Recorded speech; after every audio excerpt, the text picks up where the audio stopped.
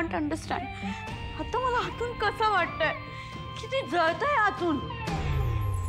I lost the match and after that त्याच्याहून bad मला त्या गावच्या सोबत हँडशेक करावा लागला. इयो, त्या कमळी सोबत हँडशेक करावा लागला. I hate her man.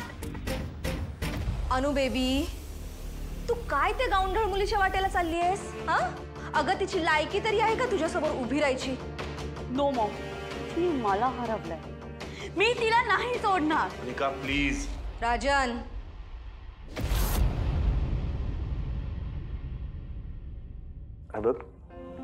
It was just a game.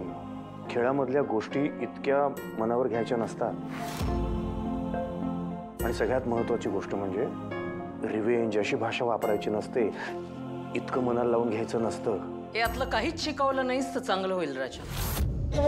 Rajan, कसं आहे ना, तुझा स्वभाव लहानपणापासून असाच आहे. पण जग तसं नसतं. खेळ असू देत किंवा आयुष्य, प्रत्येक डाव हा जिंकलाच पाहिजे. आणि मग ते जिंकण्यासाठी काही करावं लागलं तरी चालेल. आणि ही जर का माझी नात असेल तर तिला जिंकावंच लागेल. राणी आजी, थँक गॉड यू केम. माझा इथे खूप इन्सल्ट होतोय. माहिती आहे मला, पण आता मी आले ना, आत्ता काळजी नाही करायची. रडायचं नाही. काय सांगितलं?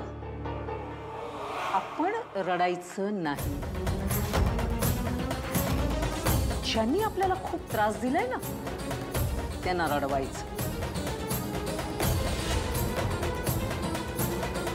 कामिनीचा डाव म्हणजे वर्मावर खाव. आत्या प्लीज, असलं काहीतरी तिच्या डोक्यात भरवू नकोस. राजन, तू प्लीज गप्पच बस. इथे माझ्या मुलीला इतका त्रास होतोय, तू त्या गावंढळ मुलीला बडबडायला पाहिजे, तर तू आपल्या अनुला बोलतोयस. बस झालं, तू आज जा, फ्रेश आणि झोप. तुझा मला आईशी बोलायचंय.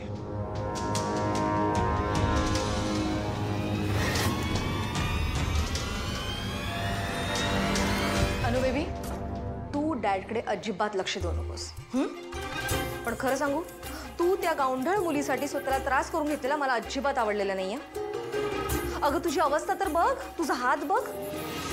बेटा, तुला जो त्रास झाला ना, ह्याच्या 10 पटीने तू तिला त्रास द्यायचा.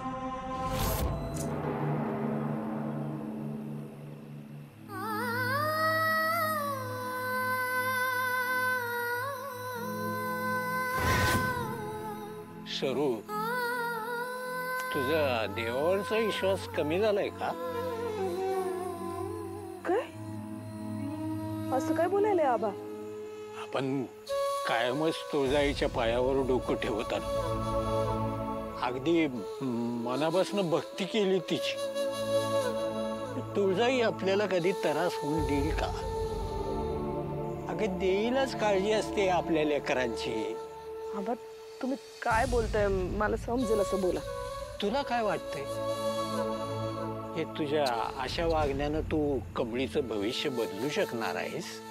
पण आबा, तू आत्ता तिच्या संग जसं वागायला लागली आहेस, त्यानं तिला त्रास व्हायला लागलाय. हे तुला समजत नाही काय? मला एक सांग, तिला माहिती तरी आहे का? तू तिला मुंबईला जायला नको का म्हणतेस ती? तुम्हाला तर माहिती आहे ना मी तिला का नाही म्हणते ते. तुम्हीच सांगा ना, मी कसं पाठवू तिला मुंबईला? आणि मी तिला मुंबईला पाठवलं आणि तिथं तिचं काही. तुला कसली भीती वाटतेय ते मला समजते, पण तू घाबरतेस कशाला? देवीचा आशीर्वाद हाय आपल्या माग. आता बघ, तू कमळीला मॅच खेळायची नाहीस म्हणून कोंडून ठेवलंस, पण ती खेळलीस का नाही आणि जिंकली बी. बाय, ह्योच विचार आहे देवीचा.